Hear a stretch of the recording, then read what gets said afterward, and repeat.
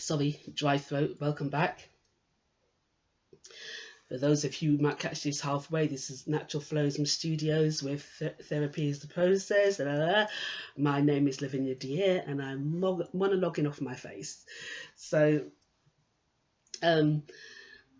what I was talking about is actually coming from an abusive home, being an older person, having been targeted by younger people, trying to have some compassion and understanding for who they are, where they've been and what they're trying to do. I was a big laugher and a piss taker in the back of the day because I used comedy as a way out.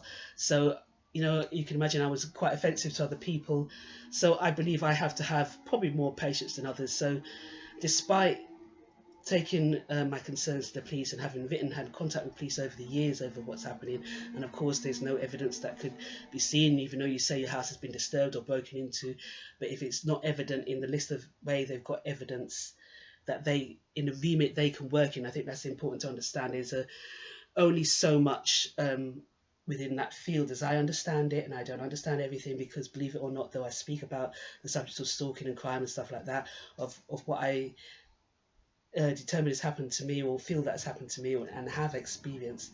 I hate the subject. I hate researching it. I cannot stand it. It's too heavy and intense, which is why you find me sitting against the wall where I've written all my lists and stuck them down with tape, and why you see me here today like this in this state, because it's incredibly uncomfortable for me. I prefer fashion, lovely music, the art of makeup and hair and clothes and body image, and quite frivolous, I must say. But for some reason life has brought me to, because of my experience, I have had to become deeply soul searching. But I do also love the path of spirit and really understand the path, the terming of the Holy Ghost and God. And because I came up in a Christian home, even though I'm not a Christian, I belong to no religion.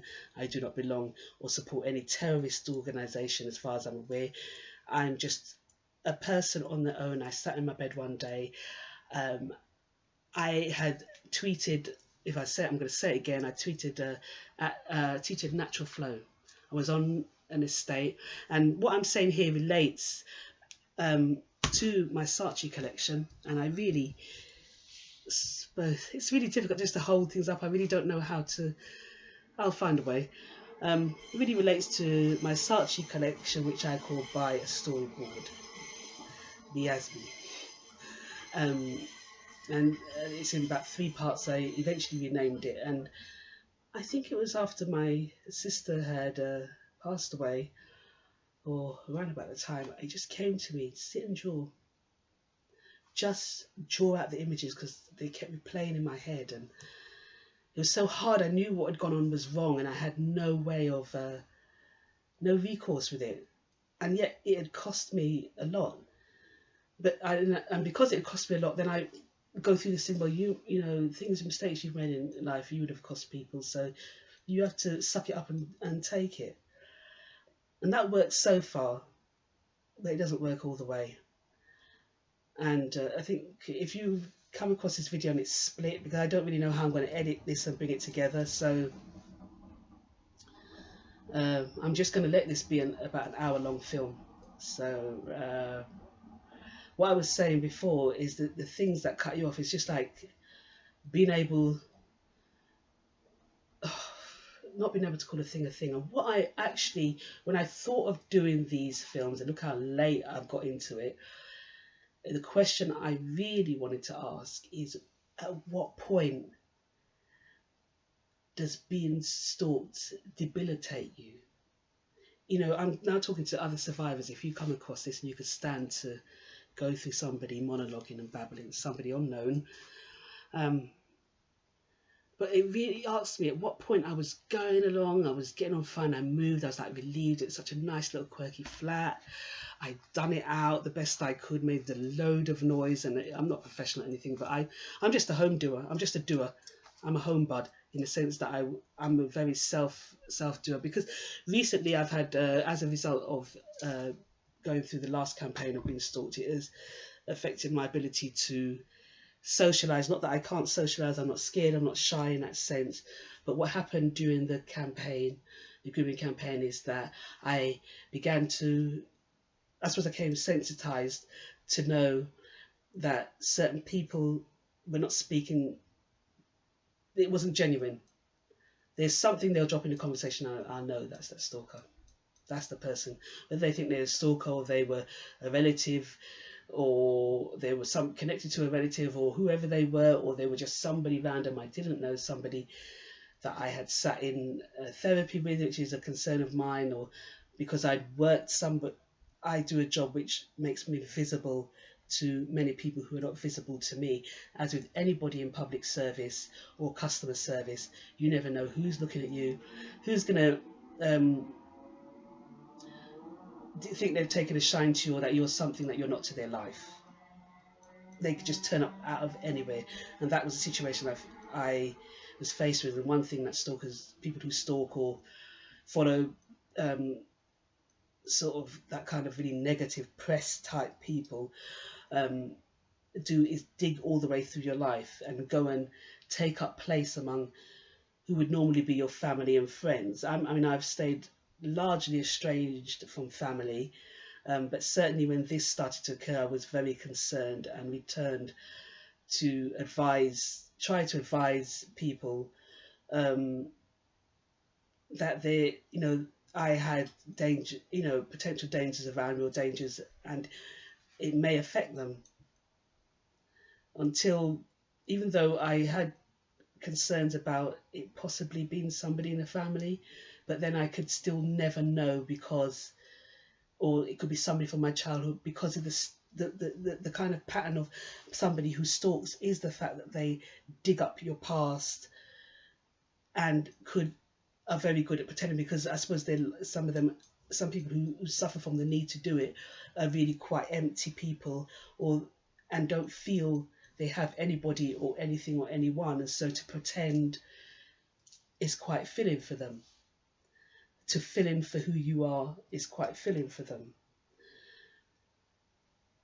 So the damage, really, what I should try and get back to in this unscripted monologue, blah, blah, blah, blah, that is, the things that really stick out to me. The question I asked was, when is the point of transition, when you go to having a completely functional life to being behind your door like that in the curtains and not wondering who it is. I found myself speaking and whispering, and people look at me, what do I say? I whisper for? What took me over? When I look at it today, but it was so real for me then, because as well, I had seen this pattern before, and I'd recognised that I'd seen it before, but I could not avoid becoming overwhelmed by it. So you see it and you can't do nothing. You see how you dry? Your lip peel off like but now your tongue fat up in your mouth. Anyhow. So yes, it took over the whole of my life. For years. Did not intend it to. Set myself up with a decent income. Intended to keep working. But eventually, everywhere I went, and I'm telling you today is, again, I'll say the date, 24th of November, 2018. And this style and pattern that I witnessed started in 2007.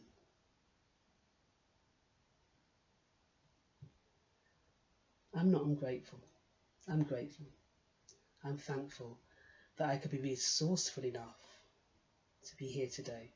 At the end of the day, though I would love to have started a company about anything else than healing my heart in the way I've had to, or promote or bring my business to a visual or visually forward about anything else other than being stalked and trying to recover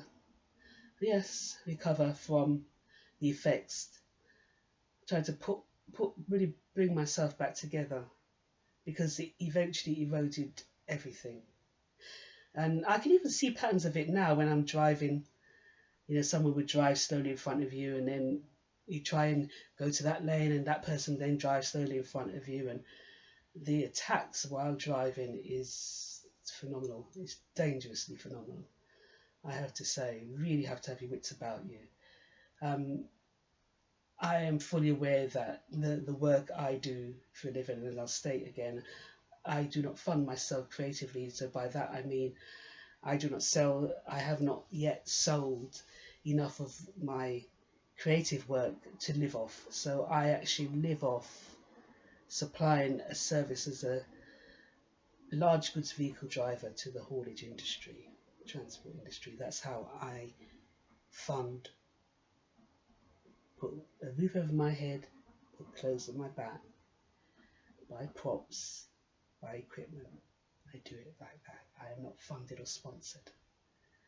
And then to have someone consistently threaten that side of my life, and it has been like that ever since I moved from car driving to van driving. I then drove 3.5 tonners, then 7.5 tonners, then I moved on to driving, to investing in my license so I could learn to get tuition for 18 tonners, and now 18 tonners plus. And in 2005, when that changed, I think really I started to get a preview, but I didn't realise I was in preview. I knew something was occurring. I could feel it physically. Something occurring, and I couldn't articulate what it'd be, but like, you know, when you say you feel something in your water, I knew something was off. So get back to the damage. And it's not damage. I really want to stick with the blessings, and I will end this soon and hopefully stick with the blessings of what things are. And it's not that I want to devalue what I'm saying, because it's important. It's important to heal. What really struck me and what makes it difficult for me, I still feel in business, and it's not difficult per se. This is just personal growth where I feel I'm a stumbling block, and I hope in being able to do this and put it out there and just allow people to see me naturally as they see me around the shop. So wherever I am, the only thing that I have on different is that I put on a few props, jewelry props, and pin in my hair and whatever, but I'm generally just all dragged out. Just all hanging out, you know, in the best. I try and clean, wash and smell good, and try and keep my clothes clean and try and get around the flat. But I mean, because this is what I should say is, I don't want to say that, don't sound right, don't sound good. This is what I should say. What are you doing? It's physically draining. It is vampiric. Knowing that every single time I go, I could feel, I could see somebody, some kind of attention. It sounds, you know, the blazing of headlights in your pathway. People say, well, how do you know it's you? They're doing it in public. You ever drive down the road in the early hours when there's nobody there, nobody else there? You make the mistake of looking down the side road, somebody sitting there with their headlights on. I can understand people have forgotten. I'm not saying that I don't forget. Sometimes I drive different vehicles. Even in my own car, I sometimes flicked on you go to the wiper and you do the headlight. You know, you go to pull on the wiper like that, and you end up doing. Flicking the headlight. And I'm not talking about that. I'm talking about deliberate, ongoing, pestering, persistent, deliberate, obsessive behaviour. And it would appear, I don't know whether it's just my enemies or if they're called something else. For want of a better expression, I'd really prefer not to say that. But this year it has been incredibly intense. Really, I don't know what. I just don't know. I still don't know the identity of one person behind what is happening. Many of you who may recognise me, or who are part of the targeting parties or whatever it is you're trying to do, may know you, but I don't know your identity. I don't know. Someone suggested to me it could be a relative, but I still cannot. You know, I can look at things, and like I said, I know all of us grew up from this situation, even the next generation, with different capacities at the end of it. Some of us remain diseased, disordered. and don't have the capacity to heal or even understand what you've been through, or that there's another path other than being threatening, intimidating, or thuggish towards anybody else, or backlashing at the family. I know I'm probably seen as somebody who fights back at the family. I did have my say, don't get me wrong. I had my say. I spat my anger, because when I realised, and I specifically said, just let me now get on with my life and leave me alone.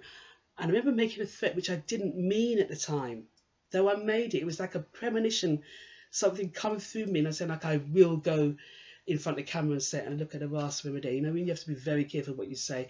But I generally don't do this to target and hurt anybody else. I'm doing it to heal me, bring my heart together, bring my feelings together, and really be able to move forward as a businesswoman with confidence, having dealt with what I need to. Natural Flowism, naturalflowism.com is where healing is the process, where therapy is the process. Because it's where I started writing the books that allowed me so much more freedom. So despite what was going on, I can't say it got easier, but it was what happens. People could do what they're doing outside to you, but as long as you can find your sanctuary inside, that's really what you aim for. And writing my books, creating my albums and monologue albums, it seems really weird to make 140 tracks, as I said before. I'm sorry if I said it, because I'm not scripted, so I don't know that I've said that bit, and I've forgotten. Sorry. That is, the thing is, I'm super conscious now. People are good after being called vulnerable. That next thing they'll be trying to turn up here sexually because of the way I speak or look or whatever it is, if they're not tried already. You know, wide knees across the main street. Anyway, I should have said that. That was cheap, but it's true. All the, you know. You speak, you know, if I dare speak to, well, I should dare speak to authority. That was a problem. What I, you know, after going to the police and trying to say to them, look, this is happening, I'm sure this is really abnormal or whatever. It was years before I learned that there was actual crime. There was actually a term used for people who actually target the police deliberately. I began to realise, it took me a long time, because I really thought they were after me and wanted something from me, and they didn't. Well, at that time it didn't appear to. I don't know if I could still help them with their inquiries of anything, I don't know. But it took a while. It was as I started writing my blogs, because I had to come to terms with myself, because I had a real defiant streak, and it was, I didn't think, I knew about empathy, or being an empath, it tends to be term directed towards more the US than the UK, even though there are some great writers now in the UK, thank goodness, who have written about being an empath and what that is.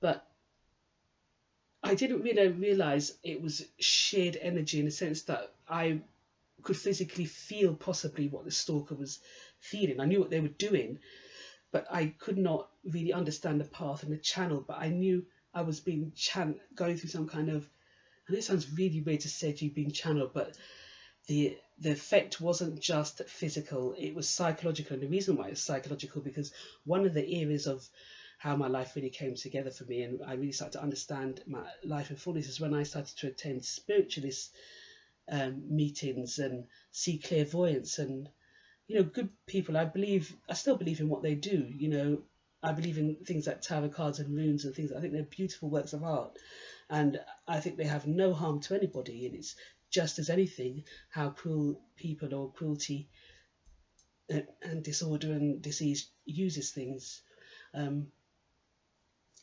So because that, I started to get to a point where I was opening up myself now to that area of life and society, and it also became impacted by what I could only call the behaviours of stalking, so being stalked. So but I shall try and get back to the final part, which is, before I go through some more readings, how and when does it get to you?